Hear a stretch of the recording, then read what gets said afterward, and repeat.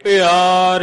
जिन्हां बोलां नूं सुन करके फिर सिख प्यार धारण करे अपने अंदर, उन्हां बोलां दी कमाई करे।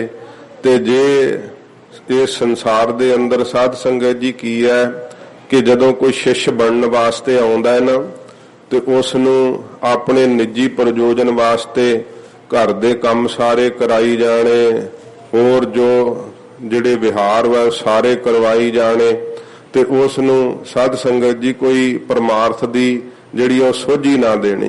ये महाराज कहंदे भाई गुरु भी अधूरा हुंदा है, फिर वो पूर्ण गुरु नहीं है।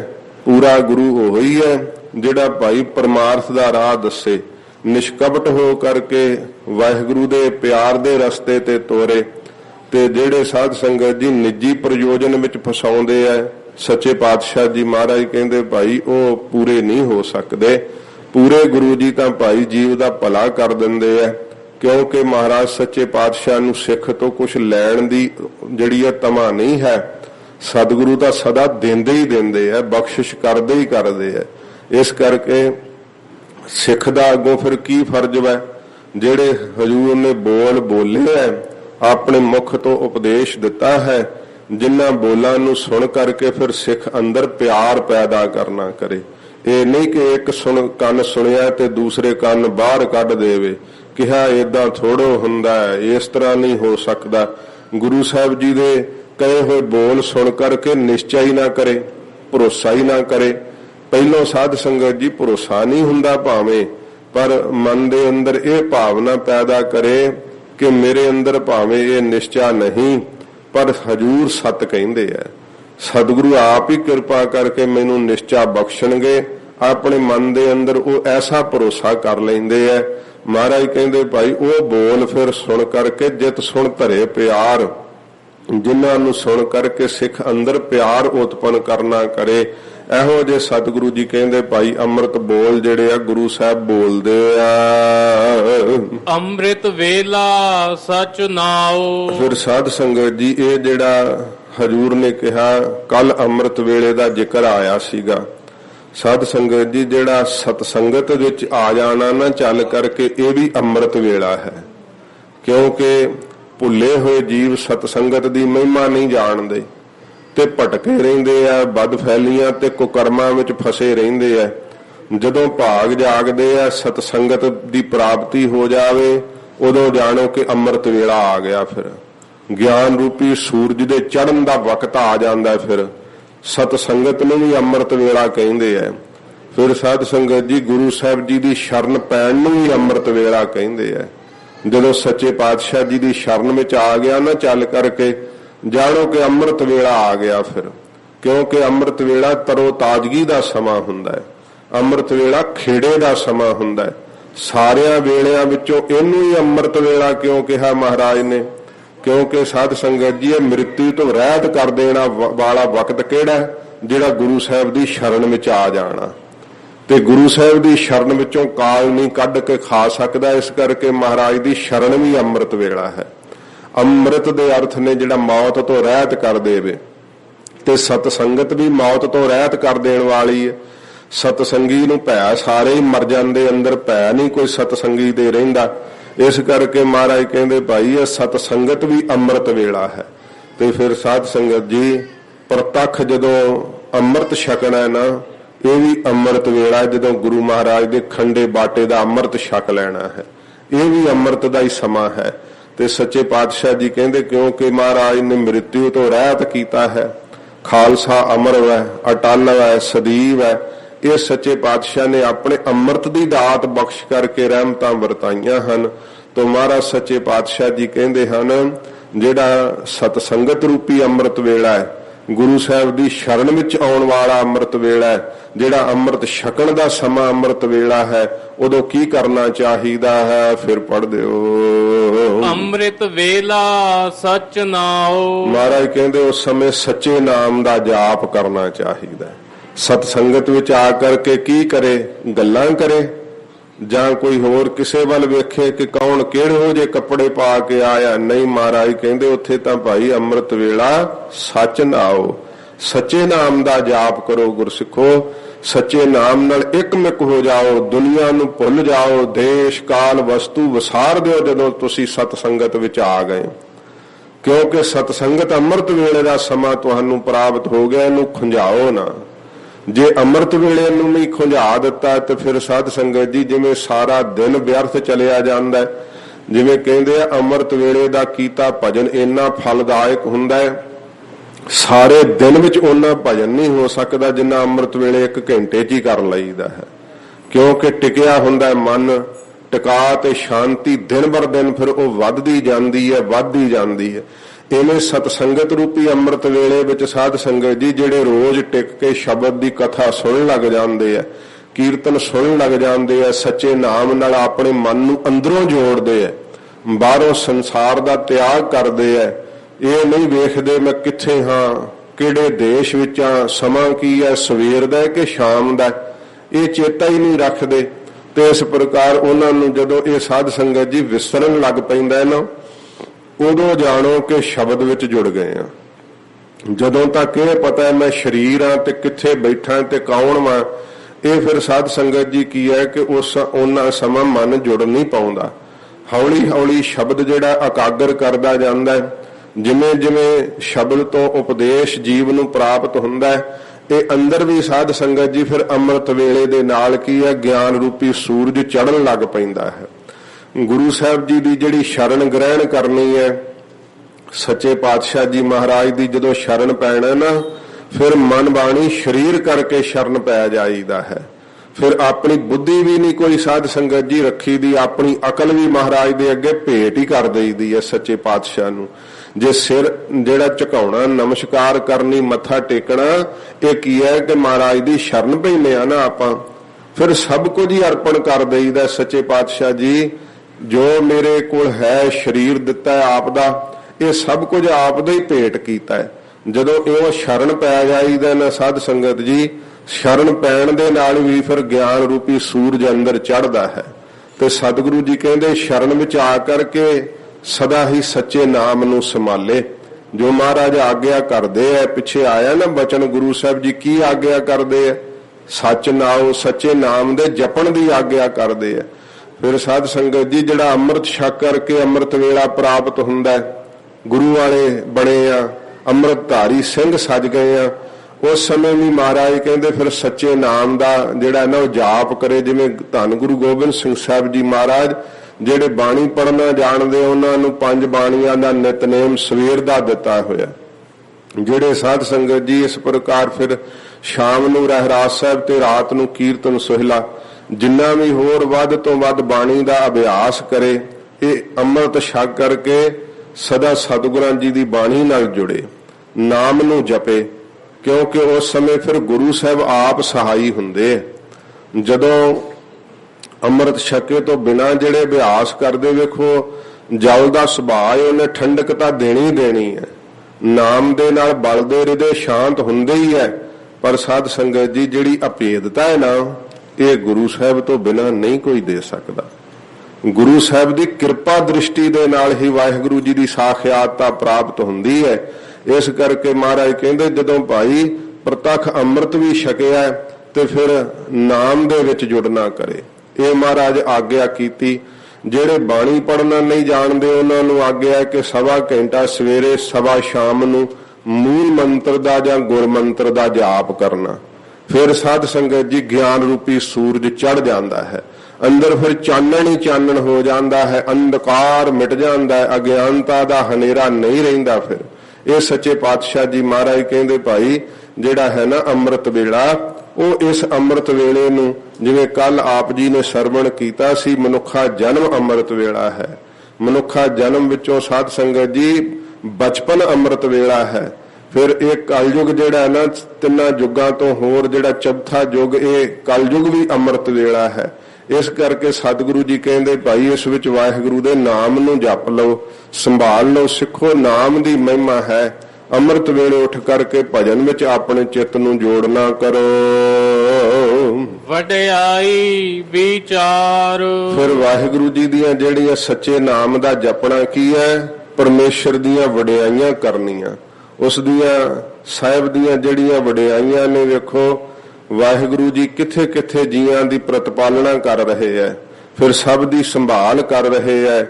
ਜਿੱਥੇ ਉਤਪਤੀ ਹੋ ਰਹੀ ਹੈ, ਪਾਲਣਾ ਹੋ ਰਹੀ ਹੈ। ਸੱਚੇ ਪਾਤਸ਼ਾਹ ਜੀ ਮਹਾਰਾਜ ਕਹਿੰਦੇ ਭਾਈ ਪਰਮੇਸ਼ਰ ਦੀਆਂ ਜਿਹੜੀਆਂ ਵਡਿਆਈਆਂ ਨਾ ਉਹਦੀ ਵਿਚਾਰ ਕਰੇ। ਵਿਚਾਰ ਫਿਰ ਕਿਵੇਂ ਕਰਨੀ ਹੁੰਦੀ ਹੈ? ਵਿਚਾਰ ਸਾਧ ਸੰਗਤ ਜੀ ਆਪਣੇ ਅਸਲ ਸਰੂਪ ਦੀ ਕਰੀਦੀ ਹੈ ਕਿ ਮੈਂ ਕੌਣ ਹਾਂ। ਜਦੋਂ ਇਹ ਵਿਚਾਰ ਅੰਦਰ ਉਤਪੰਨ ਹੁੰਦੀ ਹੈ ਫਿਰ ਸਾਧ ਸੰਗਤ ਜੀ ਬਿਰਤੀ ਸਰੀਰ ਤੋਂ ਅੱਗੇ ਤੁਰ ਪੈਂਦੀ ਹੈ, ਸੂਖਸ਼ਮ ਸਰੀਰ ਵਿੱਚ ਪਹੁੰਚਦੀ ਹੈ। ਸੂਖਸ਼ਮ ਸਰੀਰ ਤੋਂ ਅੱਗੇ ਸਾਧ ਸੰਗਤ ਜੀ ਇੰਦਰੀਆਂ ਤੋਂ ਹੁੰਦੀ ਹੋਈ ਇਹ ਇਸ ਤਰ੍ਹਾਂ ਆਪਣੇ ਆਪ ਦਾ ਅਨੁਭਵ ਕਰਦੀ ਹੈ ਕਿ ਮੈਂ ਕੌਣ ਹਾਂ। ਜਦੋਂ ਬੁੱਧੀ ਵੀ ਮਿਟਦੀ ਹੈ, ਕਿਉਂਕਿ ਬੁੱਧੀ ਸਭ ਤੋਂ ਨੇੜੇ ਹੈ ਸਾਧ ਸੰਗਤ ਜੀ। ਜਦੋਂ ਬੁੱਧੀ ਨਿਰਣਾ ਕਰਦੀ ਹੈ ਨਾ ਕਿ ਐਸੀ ਕੋਈ ਸੱਤਾ ਹੈ ਜਿਹੜੀ ਹਰ ਵੇਲੇ ਸਭ ਨੂੰ ਚਲਾ ਰਹੀ ਹੈ, ਨਿਰਜੀਵ ਚੀਜ਼ਾਂ ਨੂੰ ਵੀ ਉਹ ਜੀਵਤ ਵਿੱਚ ਲਿਆ ਸਕਦੀ ਹੈ, ਉਹਦੇ ਵਿੱਚ ਵੀ ਸੱਤਾ ਪਾ ਸਕਦੀ ਹੈ। ਜਦੋਂ ਬੁੱਧੀ ਇਹ ਨਿਰਣਾ ਕਰਦੀ ਹੈ ਉਹਨੂੰ ਮੰਨਣ ਕਹਿੰਦੇ ਆ, ਫਿਰ ਮੰਨਣ ਹੋ ਜਾਂਦਾ ਹੈ। ਫਿਰ ਜਿਵੇਂ ਜਿਵੇਂ ਸਾਧ ਸੰਗਤ ਜੀ ਕਮਾਈ ਕਰਦੇ ਆ, ਵਡਿਆਈਆਂ ਮਹਾਰਾਜ ਦੀਆਂ ਗਾਉਂਦੇ ਆ, ਸਰੂਪ ਦੀ ਵਿਚਾਰ ਕਰਦੇ ਆ, ਸੱਚੇ ਪਾਤਸ਼ਾਹ ਜੀ ਮਹਾਰਾਜ ਕਹਿੰਦੇ ਉਹਨਾਂ ਦਾ ਜੀਵਨ ਸਿੱਖੋ ਸਫਲ ਹੋ ਜਾਂਦਾ ਹੈ। ਵਾਹਿਗੁਰੂ ਦੀਆਂ ਵਡਿਆਈਆਂ ਗਾਉਣੀਆਂ, ਉਹਦੀਆਂ ਸਿਫਤਾਂ ਕਰਨੀਆਂ, ਇਹ ਸਭ ਤੋਂ ਵੱਡੀ ਸਿਫਤ ਮਹਾਰਾਜ ਮਾਲਾ ਮੰਤਰ ਸ੍ਰੀ ਜਪਜੀ ਸਾਹਿਬ ਬਖਸ਼ਿਸ਼ ਕੀਤਾ ਹੋਇਆ। ਸਿੱਖ ਅੰਮ੍ਰਿਤ ਵੇਲੇ ਉੱਠ ਕਰਕੇ ਜਪਜੀ ਸਾਹਿਬ ਦੀ ਬਾਣੀ ਦਾ ਅਭਿਆਸ ਕਰਦੇ ਆ ਤੇ ਇਸ ਪਵਿੱਤਰ ਬਾਣੀ ਦੀ ਇਹ ਸਾਧ ਸੰਗਤ ਜੀ ਏਡੀ ਵੱਡੀ ਮਹਾਨ ਮਹਿਮਾ ਹੈ। ਵੇਖ ਲਓ ਸਤਿਗੁਰੂ ਜੀ ਜਦੋਂ ਸ਼ਹੀਦ ਹੋਣ ਲੱਗਦੇ ਉਦੋਂ ਵੀ ਮਹਾਰਾਜ ਦਾ ਇਹ ਪਵਿੱਤਰ ਇਤਿਹਾਸ ਹੈ ਕਿ ਗੁਰੂ ਅਰਜਨ ਦੇਵ ਸੱਚੇ ਪਾਤਸ਼ਾਹ ਜੀ ਮਹਾਰਾਜ ਨੇ ਵੀ ਰਾਵੀ ਵਿੱਚ ਸਤਿਗੁਰਾਂ ਜੀ ਨੇ ਇਸ਼ਨਾਨ ਕਰਕੇ ਗਰੀਬ ਨਵਾਜ ਜਦੋਂ ਜੋਤੀ ਜੋਤ ਸਮਾਉਣ ਲੱਗੇ, ਧੰਨ ਗੁਰੂ ਅਰਜਨ ਦੇਵ ਸੱਚੇ ਪਾਤਸ਼ਾਹ ਜੀ ਮਹਾਰਾਜ ਜਪਜੀ ਸਾਹਿਬ ਦਾ ਪਾਠ ਹਜੂਰ ਨੇ ਆਪਣੀ ਰਸਨਾ ਤੋਂ ਕੀਤਾ। ਫਿਰ ਜਦੋਂ ਗੁਰੂ ਤੇਗ ਬਹਾਦਰ ਸੱਚੇ ਪਾਤਸ਼ਾਹ ਜੀ ਮਹਾਰਾਜ ਦਿੱਲੀ ਦੀ ਚਾਂਦਨੀ ਚੌਂਕ ਵਿੱਚ ਹਜੂਰ ਨੇ ਆਪਣੇ ਸੀਸ ਦਾ ਬਲੀਦਾਨ ਦਿੱਤਾ, ਹਜੂਰ ਨੇ ਪਹਿਲਾਂ ਜਪਜੀ ਸਾਹਿਬ ਦਾ ਪਾਠ ਕੀਤਾ। ਸੱਚੇ ਪਾਤਸ਼ਾਹ ਜੀ ਮਹਾਰਾਜ ਨੇ ਜਿਹੜੇ ਵੀ ਕਮਾਈ ਵਾਲੇ ਗੁਰਸਿੱਖ ਵੈ ਭਾਈ ਪਾਰੋ ਜੀ ਜਪਜੀ ਸਾਹਿਬ ਦਾ ਪਾਠ ਕਰਕੇ ਆਪਣਾ ਸਰੀਰ ਐਂ ਤਿਆਗ ਦਿੱਤਾ ਸੀ ਜਿਵੇਂ ਸੱਪ ਆਪਣੀ ਕੁੰਝ ਲਾ ਦਿੰਦਾ ਹੈ। ਇਸ ਬਾਣੀ ਦੁਆਰਾ ਮਹਾਰਾਜ ਕਹਿੰਦੇ ਭਾਈ ਵਡਿਆਈਆਂ ਕਰੇ ਪਰਮੇਸ਼ਰ ਦੀਆਂ ਤੇ ਆਪਣੇ ਸਰੂਪ ਦੀ ਵਿਚਾਰ ਜਿਹੜੀ ਉਹ ਕਰਨਾ ਕਰੇ ਕਿ ਮੈਂ ਜੰਮਣ ਮਰਨ ਵਿੱਚ ਨਹੀਂ ਆ, ਕਿਉਂਕਿ ਜੰਮਣ ਮਰਨ ਸਰੀਰ ਦਾ ਧਰਮ ਹੈ ਸਾਧ ਸੰਗਤ ਜੀ। ਜਿਹੜਾ ਸੰਕਲਪ ਵਿਕਲਪ ਉਠਾਉਣੇ ਇਹ ਮਨ ਦਾ ਧਰਮ ਹੈ ਤੇ ਜਿਹੜਾ ਆਪਣਾ ਆਪਾ ਹੈ ਨਾ ਉਹ ਸਾਧ ਸੰਗਤ ਜੀ ਜਾਣਨਾ ਚਾਹੀਦਾ ਹੈ ਕਿ ਮੈਂ ਸਰੀਰ ਨਹੀਂ ਹਾਂ, ਮੈਂ ਸੂਖਸ਼ਮ ਸਰੀਰ ਵੀ ਨਹੀਂ ਹਾਂ, ਮੈਂ ਇੰਦਰੇ ਵੀ ਨਹੀਂ ਹਾਂ। ਇਸ ਪ੍ਰਕਾਰ ਜਦੋਂ ਆਪਣੇ ਆਪੇ ਦੀ ਵਿਚਾਰ ਕਰੇ ਤੇ ਵਿਚਾਰ ਕਰਨੀ ਕਿਵੇਂ ਹੈ? ਸੱਚੇ ਨਾਮ ਦੇ ਨਾਲ। ਸੱਚੇ ਨਾਮ ਦੇ ਹੀ ਰਹਿਨੁਮਾਈ ਕਰਕੇ ਦੱਸਣਾ ਕਿ ਤੇਰਾ ਅਸਲ ਸਰੂਪ ਕੀ ਹੈ। ਨਾਮ ਨੇ ਹੀ ਅਸਲ ਸਰੂਪ ਤੱਕ ਲਿਜਾਣਾ ਹੈ। ਇਸ ਕਰਕੇ ਸਤਿਗੁਰੂ ਜੀ ਕਹਿੰਦੇ ਭਾਈ ਇਉਂ ਜਿਹੜਾ ਗੁਰੂ ਜੀ ਦੀ ਸ਼ਰਨ ਵਿੱਚ ਆ ਕਰਕੇ ਨਾਮ ਦਾ ਜਪਣਾ, ਵਾਹਿਗੁਰੂ ਦੀਆਂ ਵਡਿਆਈਆਂ ਕਰਨੀਆਂ, ਵਿਚਾਰ ਇਹ ਕਰਨੀ ਕਿ ਇਹ ਤਨ ਜਿਹੜਾ ਥੋੜੇ ਸਮੇਂ ਲਈ ਪ੍ਰਾਪਤ ਹੋਇਆ, ਇਸ ਕਰਕੇ ਮਨ ਸੇਵਾ ਕਰ ਲੈ। ਇਸ ਤਨ ਕਰਕੇ ਮਨ ਕਰਕੇ ਗੁਰੂ ਸਾਹਿਬ ਜੀ ਦੀ ਚਿਤਵਨੀ ਕਰਿਆ ਕਰ, ਭਜਨ ਕਰਿਆ ਕਰ। ਇਸ ਤਰ੍ਹਾਂ ਸੱਚੇ ਪਾਤਸ਼ਾਹ ਜੀ ਮਹਾਰਾਜ ਕਹਿੰਦੇ ਭਾਈ ਇਹ ਮਨੁੱਖਾ ਜਨਮ ਜਿਹੜਾ ਫਿਰ ਸਫਲ ਹੋ ਜਾਂਦਾ ਹੈ। ਕਰਮੀ ਆਵੈ ਕਪੜਾ। ਮਹਾਰਾਜ ਕਹਿੰਦੇ ਭਾਈ ਜਦੋਂ ਨਿਸ਼ਕਾਮ ਕਰਮ ਹੋਣ ਨਾ ਕੀਤੇ ਹੋਏ ਤੇ ਫਿਰ ਸਾਧ ਸੰਗਤ ਜੀ ਕੱਪੜਾ ਕਿਹੜਾ ਪ੍ਰਾਪਤ ਹੁੰਦਾ ਹੈ? ਪ੍ਰੇਮ ਰੂਪੀ ਕੱਪੜਾ ਪ੍ਰਾਪਤ ਹੋ ਜਾਂਦਾ ਹੈ। ਪ੍ਰੇਮ ਪਟੋਲਾ ਤੈ ਸਹਿ ਦਿੱਤਾ ਢੱਕਣ ਕੂ ਪਤ ਮੇਰੀ। ਇਹ ਫਿਰ ਮਹਾਰਾਜ ਪਿਆਰ ਦਾ ਵਸਤਰ ਦੇ ਦਿੰਦੇ ਆ ਸਾਧ ਸੰਗਤ ਜੀ। ਜਿਵੇਂ ਸਿਰੋਂ ਪਾਓ ਕਿਹਾ ਜਾਂਦਾ ਹੈ, ਸਿਰ ਤੋਂ ਲੈ ਕੇ ਪੈਰਾਂ ਤੱਕ ਹੀ ਮਹਾਰਾਜ ਪਾਤੀ ਢੱਕ ਲੈਂਦੇ ਆ, ਕੱਜ ਲੈਂਦੇ ਆ ਸੱਚੇ ਪਾਤਸ਼ਾਹ। ਫਿਰ ਇਹੋ ਮਹਾਰਾਜ ਕਹਿੰਦੇ ਭਾਈ ਨਿਸ਼ਕਾਮ ਕਰਮਾਂ ਦੇ ਕਰਨੇ ਕਰਕੇ ਮਹਾਰਾਜ ਪ੍ਰੇਮ ਦਾ ਪਦਾਰਥ ਦਿੰਦੇ ਆ, ਪ੍ਰੇਮ ਰੂਪੀ ਕੱਪੜਾ ਦਿੰਦੇ ਆ। ਫਿਰ ਨਦਰੀ ਸਾਧ ਸੰਗਤ ਜੀ ਇਸ ਪ੍ਰਕਾਰ ਮਹਾਰਾਜ ਕਹਿੰਦੇ ਫਿਰ ਪੜੋ ਕਰਮੀ। ਕਰਮੀ ਆਵੈ ਕਪੜਾ। ਕਰਮੀ ਬਖਸ਼ਿਸ਼ ਦੁਆਰਾ ਸਤਿਗੁਰੂ ਜੀ ਕਹਿੰਦੇ ਪਿਆਰ ਰੂਪੀ ਕੱਪੜਾ ਜਿਹੜਾ ਨਾ ਸਿੱਖੋ ਪ੍ਰਾਪਤ ਹੋ ਜਾਂਦਾ ਹੈ। ਜਦੋਂ ਮੇਰਾ ਵਾਹਿਗੁਰੂ ਬਖਸ਼ਿਸ਼ ਕਰਦਾ ਹੈ, ਰਹਿਮਤ ਕਰਦਾ ਹੈ, ਫਿਰ ਪ੍ਰੇਮ ਦਾ ਵਸਤਰ ਜਿਹੜਾ ਨਾ ਉਹ ਪ੍ਰਾਪਤ ਹੁੰਦਾ ਹੈ। ਜੇ ਉਹ ਪ੍ਰੇਮ ਦਾ ਵਸਤਰ ਪ੍ਰਾਪਤ ਹੋ ਜਾਵੇ ਨਾ ਮਹਾਰਾਜ ਕਹਿੰਦੇ ਭਾਵੇਂ ਉਹ ਸਾਧ ਸੰਗਤ ਜੀ ਫਿਰ ਬਾਹਰੋਂ ਪਾਟੇ ਹੀ ਕੱਪੜੇ ਪਾਏ ਹੋਣ ਤਾਂ ਵੀ ਉਹ ਵਾਹਿਗੁਰੂ ਦੇ ਪਿਆਰ ਵਿੱਚ ਬੜੇ ਸੋਭਦੇ ਹੈ। ਪਰਮੇਸ਼ਰ ਦੇ ਆਨੰਦ ਵਿੱਚ ਰੰਗ ਵਿੱਚ ਸਾਧ ਸੰਗਤ ਜੀ ਉਹ ਇੰਨੇ ਫੱਬਦੇ ਹੈ ਕਿ ਸੰਸਾਰ ਦੇ ਰਾਜੇ ਮਹਾਰਾਜੇ ਵੀ ਉਹਨਾਂ ਦੇ ਚਰਨਾਂ ਤੇ ਆ ਕਰਕੇ ਝੁਕਦੇ ਹੈ ਭਗਤ ਰਵਿਦਾਸ ਜੀ ਜੁੱਤੀਆਂ ਹੀ ਗੰਢਦੇ ਹੁੰਦੇ ਸੀ, ਪਰ ਰਾਜਾ ਜਿਹੜਾ ਸੀ ਨਾ ਉਹ ਵੀ ਲਾਈਨ ਵਿੱਚ ਲੱਗ ਕੇ ਹੀ ਭਗਤ ਰਵਿਦਾਸ ਜੀ ਦੇ ਦਰਸ਼ਨ ਕਰਦਾ ਹੁੰਦਾ ਸੀ। ਜਿਹਨੂੰ ਸੱਚੇ ਪਾਤਸ਼ਾਹ ਮਹਾਰਾਜ ਆਪ ਦੇ ਪਿਆਰ ਦਾ ਵਸਤਰ ਦੇ ਦੇਣ, ਉਹਦੀ ਸਾਧ ਸੰਗਤ ਜੀ ਫਿਰ ਕੀ ਮਹਿਮਾ ਹੈ। ਸਤਿਗੁਰੂ ਕਹਿੰਦੇ ਬਖਸ਼ਿਸ਼ ਦੇ ਨਾਲ ਭਾਈ ਜਿਹੜਾ ਹੈ ਨਾ ਇਹ ਪਿਆਰ ਰੂਪੀ ਕੱਪੜਾ ਪ੍ਰਾਪਤ ਹੋ ਜਾਂਦਾ ਹੈ। ਨਦਰੀ ਮੋਖ ਦੁਆਰ, ਤੇ ਜਦੋਂ ਵਾਹਿਗੁਰੂ ਦੀ ਮਿਹਰ ਦੀ ਨਿਗਾਹ ਹੁੰਦੀ ਹੈ ਫਿਰ ਮਹਾਰਾਜ ਕਹਿੰਦੇ ਭਾਈ ਮੋਖ ਦਾ ਦੁਆਰ ਜਿਹੜਾ ਨਾ ਮੁਕਤੀ ਦਾ ਦੁਆਰ ਉਹ ਸਾਧ ਸੰਗਤ ਜੀ ਪ੍ਰਾਪਤ ਹੁੰਦਾ ਹੈ। ਮਹਾਰਾਜ ਸੱਚੇ ਪਾਤਸ਼ਾਹ ਜੀ ਕਹਿੰਦੇ ਨੇ ਕਿ ਇਹ ਸਾਧ ਸੰਗਤ ਜੀ ਵੇਖੋ ਹੋਰਨਾਂ ਧਰਮਾਂ ਵਿੱਚ ਮੁਕਤੀ ਨੂੰ ਲੱਭਣ ਲਈ ਬੜੇ ਯਤਨ ਕਰਦੇ ਐ। ਗਰੀਬ ਨਵਾਜ ਸਤਿਗੁਰੂ ਕਹਿੰਦੇ ਪਿਆਰ ਦਾ ਮਾਰਗ ਐਸਾ ਹੈ ਕਿ ਉਹਨਾਂ ਨੂੰ ਇਸ ਮਾਰਗ ਤੇ ਚੱਲਦਿਆਂ ਹੋਇਆਂ ਮੁਕਤੀ ਵੀ ਸਾਧ ਸੰਗਤ ਜੀ ਛੋਟੀ ਪ੍ਰਤੀਤ ਹੋਣ ਲੱਗ ਪੈਂਦੀ ਹੈ। ਉਹ ਮਹਾਰਾਜ ਜੀ ਦੇ ਕੋਲੋਂ ਪਿਆਰ ਹੀ ਮੰਗਦੇ ਆ ਕਿ ਰਾਜ ਨਾ ਚਾਹੂੰ ਮੁਕਤ ਨਾ ਚਾਹੂੰ ਮਨ ਪ੍ਰੀਤ ਚਰਨ ਕਮਲਾਰੇ, ਪਰ ਮੇਰੇ ਵਾਹਿਗੁਰੂ ਦੀ ਮਿਹਰ ਦੀ ਨਿਗਾਹ ਹੋ ਜੀ ਹੈ। ਸੱਚੇ ਪਾਤਸ਼ਾਹ ਜੀ ਕਹਿੰਦੇ ਉਸ ਦੀ ਮਿਹਰ ਦੀ ਨਿਗਾਹ ਨਾਲ ਫਿਰ ਜਿਹੜਾ ਨਾ ਮੁਕਤੀ ਦਾ ਦੁਆਰਾ ਪ੍ਰਾਪਤ ਹੋ ਜਾਂਦਾ ਹੈ, ਭਾਵ ਸਾਖਿਆਤਤਾ ਪ੍ਰਾਪਤ ਹੋ ਜਾਂਦੀ ਹੈ। ਫਿਰ ਸਾਧ ਸੰਗਤ ਜੀ ਜੀਵ ਭਾਵ ਨੂੰ ਉਹ ਪ੍ਰਾਪਤ ਨਹੀਂ ਹੁੰਦੇ। ਜਿਵੇਂ ਬੂੰਦ ਸਮੁੰਦਰ ਵਿੱਚ ਮਿਲ ਕਰਕੇ ਫਿਰ ਸਮੁੰਦਰ ਹੀ ਬਣ ਜਾਂਦੀ ਹੈ, ਫਿਰ ਬੂੰਦ ਨਹੀਂ ਅਖਵਾਉਂਦੀ ਹੈ। ਇਸ ਤਰ੍ਹਾਂ ਉਹ ਵਾਹਿਗੁਰੂ ਦਾ ਸਰੂਪ ਹੀ ਸੱਚੇ ਪਾਤਸ਼ਾਹ ਜੀ ਮਹਾਰਾਜ ਕਹਿੰਦੇ ਭਾਈ ਹੋ ਜਾਂਦੇ ਆ। ਨਾਨਕ ਏਵੈ ਜਾਣੀਐ, ਧੰਨ ਗੁਰੂ ਨਾਨਕ ਦੇਵ ਸੱਚੇ ਪਾਤਸ਼ਾਹ ਜੀ ਕਹਿੰਦੇ ਇਸ ਤਰ੍ਹਾਂ ਭਾਈ ਵਾਹਿਗੁਰੂ ਦੇ ਸਰੂਪ ਨੂੰ ਸਿੱਖੋ ਜਾਣੀਏ, ਜਾਣ ਲਈਦਾ ਹੈ, ਭਾਵ ਉਹਦੇ ਵਿੱਚ ਅਭੇਦ ਹੋ ਜਾਈਦਾ ਹੈ। ਇਸ ਤਰ੍ਹਾਂ ਆਪਣੇ ਅੰਦਰ ਅਨੁਭਵੀ ਗਿਆਨ ਨੂੰ ਮਹਾਰਾਜ ਕਹਿੰਦੇ ਭਾਈ ਜਾਣੀਏ, ਜਾਣ ਲਈਦਾ ਹੈ। ਅੰਦਰ ਫਿਰ ਸਾਰੇ ਪਰਦੇ ਜਿਹੜੇ ਆ ਪਏ ਖੁੱਲ ਜਾਂਦੇ ਆ। ਇਸ ਪ੍ਰਕਾਰ ਜੀਵ ਸਮਝਦਾ ਹੁੰਦਾ ਹੈ ਕੁਝ ਹੋਰ, ਪਰ ਸਾਧ ਸੰਗਤ ਜੀ ਉਹ ਭਰਮ ਹੁੰਦਾ ਹੈ। ਗਰੀਬ ਨਵਾਜ ਸਤਿਗੁਰੂ ਜੀ ਕਹਿੰਦੇ ਜਦੋਂ ਗੁਰੂ ਸਾਹਿਬ ਉਸ ਭਰਮ ਨੂੰ ਨਾਸ਼ ਕਰਦੇ ਆ ਨਾ ਫਿਰ ਵਾਹਿਗੁਰੂ ਦੇ ਸਰੂਪ ਦਾ ਦਰਸ਼ਨ ਜਿਹੜਾ ਹੁੰਦਾ ਹੈ। ਇਸ ਤਰ੍ਹਾਂ ਗੁਰੂ ਸਾਹਿਬ ਦੀ ਮਿਹਰ ਦੇ ਨਾਲ ਅੰਮ੍ਰਿਤ ਵੇਲਾ ਜਿਵੇਂ ਜਿਵੇਂ ਆਪ ਜੀ ਨੇ ਸਰਵਣ ਕੀਤਾ ਹੈ ਨਾ, ਇਹ ਸਾਧ ਸੰਗਤ ਜੀ ਜਦੋਂ ਗੁਰੂ ਜੀ ਦੀ ਸ਼ਰਨ ਵਿੱਚ ਆ ਕਰਕੇ ਇਸ ਪ੍ਰਕਾਰ ਸਤ ਸੰਗਤ ਨਾਲ ਜੁੜ ਕਰਕੇ ਅੰਮ੍ਰਿਤ ਛਕ ਕਰਕੇ ਜਿਹੜਾ ਭਜਨ ਕਰਦਾ ਮਹਾਰਾਜ ਕਹਿੰਦੇ ਨਾਨਕ ਏਵੈ ਜਾਣੀਐ। ਇਸ ਤਰ੍ਹਾਂ ਭਾਈ ਵਾਹਿਗੁਰੂ ਦੇ ਸਰੂਪ ਦੇ ਆਨੰਦ ਨੂੰ ਜਾਣ ਲਈਦਾ, ਪਾ ਲਈਦਾ ਹੈ, ਅਭੇਦ ਹੋ ਜਾਈਦਾ ਹੈ। ਸਭ ਆਪੇ ਸਚਿਆਰ, ਹਜ਼ੂਰ ਕਹਿੰਦੇ ਭਾਈ ਉਹ ਜੋ ਸੱਚ ਸਰੂਪ ਹੈ ਨਾ ਤੇ ਆਰ ਸਭ ਦੇ ਅੰਦਰ ਪ੍ਰਾਪਤ ਰੂਪ ਹੈ, ਆਪੇ ਹੀ ਆਪ ਹੈ ਉਹ ਮਹਾਰਾਜ ਕਹਿੰਦੇ ਭਾਈ ਹੋਰ ਉਹਨੂੰ ਕੋਈ ਬਣਾਉਣ ਵਾਲਾ ਨਹੀਂ, ਉਹ ਆਪਣੇ ਆਪ ਤੋਂ ਆਪ ਹੈ। ਗਰੀਬ ਨਵਾਜ ਕਹਿੰਦੇ ਭਾਈ ਆਪ ਰੂਪ ਹੋ ਕਰਕੇ ਹੀ ਸਭ ਦੇ ਅੰਦਰ ਵਰਤ ਰਿਹਾ ਹੈ। ਇਹ ਭੇਦ ਫਿਰ ਖੁੱਲ ਜਾਂਦਾ ਹੈ, ਇਹ ਜਾਣ ਲਈਦਾ ਹੈ ਜਦੋਂ ਗੁਰੂ ਸਾਹਿਬ ਜੀ ਮਿਹਰ ਕਰਕੇ ਫਿਰ ਜਣਾ ਦਿੰਦੇ ਐ। ਇਹ ਸੱਚੇ ਪਾਤਸ਼ਾਹ ਜੀ ਮਹਾਰਾਜ ਮਿਹਰ ਕੀਤੀ ਹੈ। ਸਾਧ ਸੰਗਤ ਜੀ ਇਹ ਸਿੱਖਾਂ ਦੇ ਪ੍ਰਸ਼ਨ ਕਰਨ ਤੋਂ ਸੱਚੇ ਪਾਤਸ਼ਾਹ ਜੀ ਮਹਾਰਾਜ ਉੱਤਰ ਰੂਪ ਦੇ ਵਿੱਚ ਵਾਹਿਗੁਰੂ ਦੇ ਮਿਲਾਪ ਦਾ ਸਾਧਨ ਮਹਾਰਾਜ ਜੀ ਦੱਸਿਆ ਹੈ ਕਿ ਸਿੱਖੋ ਵਾਹਿਗੁਰੂ ਦਾ ਮਿਲਾਪ ਕਿਵੇਂ ਹੋ ਸਕਦਾ ਹੈ। ਤੇ ਜਿਹੜੇ ਸੰਸਾਰ ਨੂੰ ਸੱਤ ਸਮਝਦੇ ਐ ਮਹਾਰਾਜ ਕਹਿੰਦੇ ਮਿਲਣਾ ਦੁਸ਼ਤਰ ਹੈ ਉਹਨਾਂ ਦਾ। ਜਿਹੜੇ ਸਾਹਿਬ ਨੂੰ ਸੱਚਾ ਮੰਨਦੇ ਐ, ਵਾਹਿਗੁਰੂ ਨੂੰ ਸਤ ਸਰੂਪ ਮੰਨਦੇ ਐ, ਉਹਦੇ ਨਾਮ ਨੂੰ ਸਾਧ ਸੰਗਤ ਜੀ ਸਤ ਸਰੂਪ ਕਰਕੇ ਜਪਦੇ ਐ, ਰਹਿਣ ਵਾਲਾ ਸਦੀਵ ਕਰਕੇ ਉਸ ਨੂੰ ਚੇਤੇ ਕਰਦੇ ਐ। ਮਹਾਰਾਜ ਕਹਿੰਦੇ ਭਾਈ ਉਹਨਾਂ ਨੂੰ ਫਿਰ ਪਿਆਰ ਪ੍ਰਾਪਤ ਹੋ ਜਾਂਦਾ ਹੈ। ਤੇ ਜਿਨ ਜਿਨ ਪਿਆਰ ਦੇ ਨਾਲ ਜਪਿਆ ਨਾ ਉਹਨੂੰ ਸਤਿਗੁਰੂ ਜੀ ਕਹਿੰਦੇ ਗਿਆਨ ਪ੍ਰਾਪਤ ਹੋਇਆ, ਸਾਖਿਆਤਤਾ ਹੋਈ ਹੈ ਵਾਹਿਗੁਰੂ ਦੀ। ਇਹ ਹਜੂਰ ਨੇ ਕਿਰਪਾ ਕਰਕੇ ਵਾਹਿਗੁਰੂ ਜੀ ਦੇ ਨਾਲ ਅਭੇਦਤਾ ਦੀ ਦਾਤ ਸਤਿਗੁਰਾਂ ਜੀ ਨੇ ਬਖਸ਼ਿਸ਼ ਕੀਤੀ ਹੈ ਕਿ ਕਿਵੇਂ ਗੁਰੂ ਜੀ ਦੇ ਦੁਆਰਾ ਸਿੱਖ ਪਰਮੇਸ਼ਰ ਵਿੱਚ ਕਿੰਨਾ ਸਾਧਨਾ ਨੂੰ ਕਮਾਉਂਦਾ ਹੋਇਆ ਅਭੇਦ ਹੋ ਸਕਦਾ ਹੈ। ਸਤਿਗੁਰੂ ਜੀ ਰਹਿਮਤ ਕਰਨ, ਮਹਾਰਾਜ ਜੀ ਦਾ ਅੰਮ੍ਰਿਤ ਉਪਦੇਸ਼ ਹਿਰਦੇ 'ਚ ਵਸੇ, ਹੋਈਆਂ ਭੁੱਲਾਂ ਬਖਸ਼ ਲੈਣੀਆਂ ਜੀ। ਕਰਮੀ ਆਵੈ ਕਪੜਾ ਨਦਰੀ ਮੁਖ ਦੁਆਰ,